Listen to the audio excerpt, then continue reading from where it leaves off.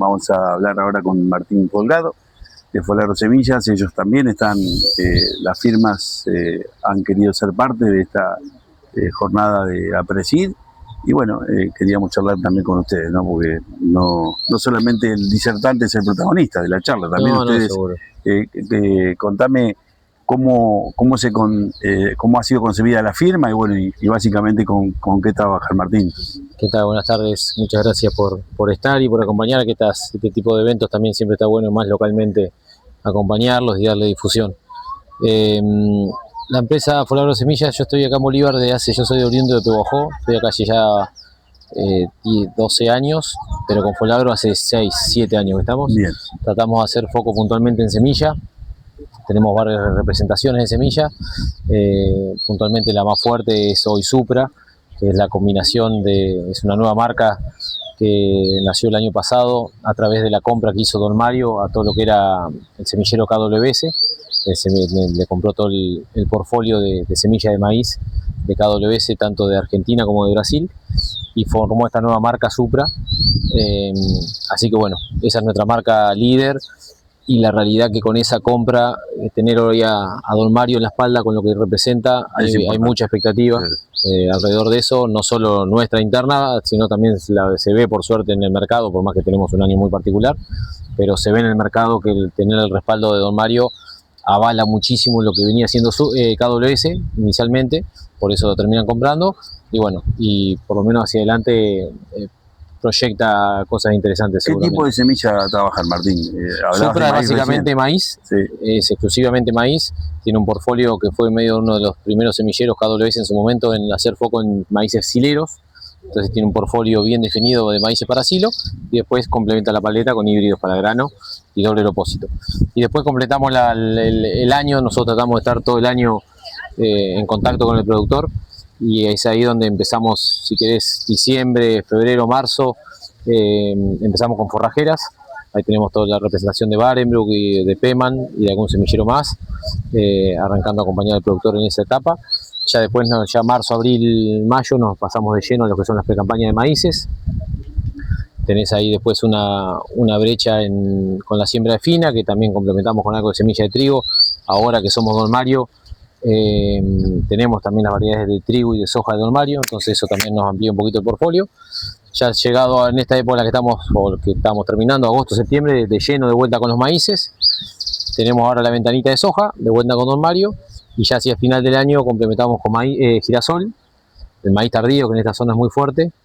Y bueno, y ahí ya cerrás el año y arrancás de vuelta pensando en forrajeras. Se escuchaba hablar de maíz tardío, ¿no? Pero digo, con todos estos cambios climáticos, yo recuerdo que antes en septiembre el productor pensaba mucho antes de sembrar el maíz y poner la semilla abajo del suelo por las temperaturas que teníamos. Pero bueno, ahora va a haber que readecuarse, ¿no? Va a haber que reinventarse en ese sentido, ¿no? Un año muy, muy particular. La siembra de primera, como vos bien decís, de septiembre, octubre, casi que pasó desapercibida, no pudimos hacer casi nada, y bueno, todo eso se va a tener que pasar a tardío en la medida que se pueda. La siembra tardía acá en esta zona, por suerte, es una siembra que se venía haciendo, igual hay otras zonas por ahí puntuales. La siembra tardía yo creo que y en algunos casos estiraba hasta noviembre, primeros días de noviembre. Se estira hasta noviembre, sí. No, te diría que hasta el 15, 20 de noviembre, sí. Pero la siembra tardía en definitiva es una siembra forzada. La siembra real o la siembra donde el cultivo de maíz cumple su ciclo tal cual es una siembra de septiembre-octubre. Cuando uno se va a una siembra tardía de noviembre, estamos forzando el cultivo a meterlo en una fecha por ahí un poco fuera de la floración. Te cae, si la haces en noviembre, ¿cuándo te cae la floración? Va a caer la floración promediando febrero. Sí. Pero bueno, se empezó a utilizar mucho como estrategia por ahí en zonas como es Bolívar, que tiene una parte de buenos campos. En años que estaba dura la lluvia en enero, hicieron eso, ¿no? Tomaron esa determinación. No, y también ayudó a que el maíz vuelva a ambientes que eran más ganaderos, por ahí suelos con no tanta actitud agrícola. El maíz tardío, porque vos ya por sembrar en noviembre ya de por sí tirás menos semilla por hectárea, tirás menos fertilizante, entonces es un cultivo más económico, y realmente el maíz mostró que tiene adaptabilidad a eso, y en esta zona o una del partido Bolívar, que es bastante amplio y tiene mucha fracción ganadera, ya hace varios años que se usó como herramienta. Entonces, quiera o no, por lo menos sabemos utilizar al maíz en esa fecha. Este año, como vos bien decías, casi toda la siembra va a ir forzada ahí. Me parece que va a ir, sí. Se va a amontonar todo ahí. Y el productor va a evaluar cuánto más puede aprovechar cada potrero, ¿no? Porque por ahí hay potreros que están al 100, otros al 70, al 50, y va a ir estirando, me parece, para eso, ¿no? Sí, igual es como que el plan de siembra no se termina de definir todavía, semana a semana estamos variando, ahora como de vuelta, ya la fecha de primera te diría que se la tachamos, porque te diría que algunos están forzando fecha esta semana, que por suerte no tuvimos tanta lluvia el fin de semana, algunos están metiendo algún cultivo, algún lote más de maíz, pero ya esta semana ya se termina, porque si no te caes en el periodo crítico que vos hablabas hace un rato. Si nos vamos ahora a partir del 15, a la floración te cae enero. Entonces enero acá es muy errático. Y ya tachada, como te decía, la fecha de maíz de primera, lo que quede además, a medida que se vayan liberando los lotes, se va a jugar entre maíz. En realidad vamos a arrancar con soja, algunos lotes a girasol, pero el girasol tampoco le gusta el ambiente tan húmedo que estamos teniendo. Entonces había mucha intención de siembra de girasol, que ahora con tanta humedad que está quedando en el perfil, muchos lo ponen en duda. Así que yo creo que mucho se va a pasar a soja. Y bueno, y después ya llegado noviembre será hacer el maíz que se puede hacer, porque en esta zona se requiere mucho maíz, mucha ganadería, mucha tambo. Claro, las explotaciones mixtas tienen la chance de que si no pueden meter la máquina, le meten las vacas, ¿no? Exactamente, pero bueno, hay mucha demanda local de maíz entre los tambos que hay tambos importantes, bueno, hay ya proyectos de cerdos muy grandes, y después hay mucha ganadería que consume maíz, hay muchos fieldos grandes y chicos, entonces hay un consumo local de maíz muy importante. Que realmente lo estamos, hoy por hoy está en jaque toda esa comida, porque no se pudo hacer siembra casi. Históricamente en los años de inundación, 85, 86, 87, 88, el que llegaba con maíz en el silo en noviembre era un genio, era un crack. Era uno que había planificado mucho. Claro, y de hecho terminaba vendiendo 4 o 5 camiones a precios muy buenos. Pero bueno, todo va rotando. Hoy de hecho ya hay demanda de maíz, los campos grandes locales están tratando de comprar maíz. Están ávidos. Hay algo de maíz en los campos, pero no se puede llegar. Claro, es así. El tema de la falta de caminos hace que no se pueda sacar cereal de los campos y se está empezando ya a notar que falta maíz. En algunos casos están tratando de sacar con tolvas afuera para cargar los camiones. Martín, hablabas de pasturas o forraje. ¿Qué onda, cómo va pegando la siembra, por ejemplo, de una avena arriba de un sorgo con dron?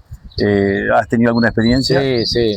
De vuelta, esta zona tiene una base ganadera importante, todo lo que recién escuchábamos en la charla que está dando ahí Elizalde, que es muy interesante, hablaba justo de los cultivos de cobertura o de servicio que le llaman. Creo que es una estrategia fundamental en los ciclos ganaderos para lograr que los lotes estén siempre con algo verde arriba produciendo, no solo pensando en la producción que uno le saca para la hacienda en este caso, sino en estos años, por ejemplo, de húmedos, te ayudan a equilibrar los balances de agua, porque al haber material vivo sobre los lotes, absorben agua, absorben radiación, entonces realmente hacen que el ciclo de los lotes sea mucho más eficiente a lo largo del año, pero yendo a lo productivo, creo que son herramientas que vienen andando muy bien. Se había empezado ya hace un par de años con las saltinas o las fumigadoras con una tolva, y hoy el dron yo creo que como lo mismo que en las fumigadas viene a ser una herramienta. También lo han usado, lo están usando también. Viene a ser una herramienta muy buena. Novedosa.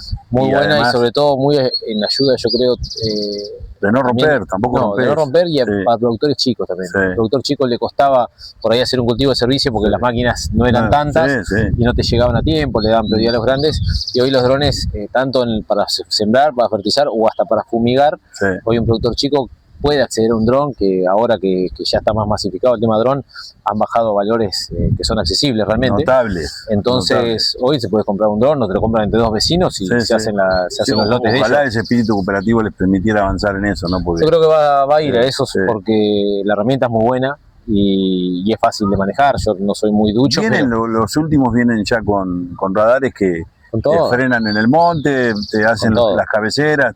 Han crecido muchísimo. Y va a seguir viniendo tecnología en ese sentido. Así que yo creo que es una herramienta muy interesante, volviendo al cultivo de cobertura en sí. Martín, te voy a pedir una reflexión, una frase sobre qué te ha parecido, bueno, o cómo vas analizando esta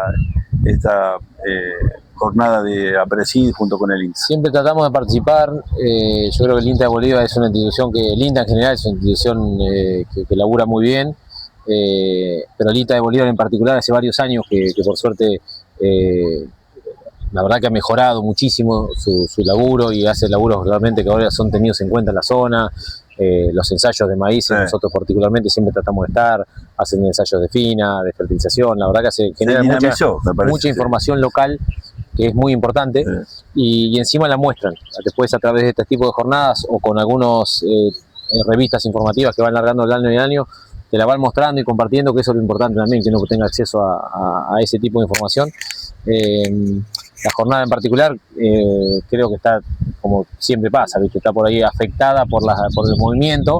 Como te decía hace un rato, esta es la última semana de siembra de maíz que tenemos, entonces uno nota que hay mucho productor que está tratando de sembrar algo y no ha venido, sino el año pasado para mí, no sé, no me acuerdo exactamente la cantidad de gente, pero yo creo que el año pasado fue un poco más masiva, pero así todo te das cuenta que cuando traes disertantes de la talla de Lizalde y eso con temas tan locales, el productor, recién vi mientras almorzamos que se seguían llegando productores locales, los importantes por decirlo, que tienen mucha superficie, y eso te da la pauta que realmente se le da importancia a este tipo de jornadas y que para mí sirve muchísimo para el productor en general, sobre todo para los chicos que por ahí les cuesta más estar a la altura con las últimas tecnologías. Es verdad, la actualización es clave. Sí, sí.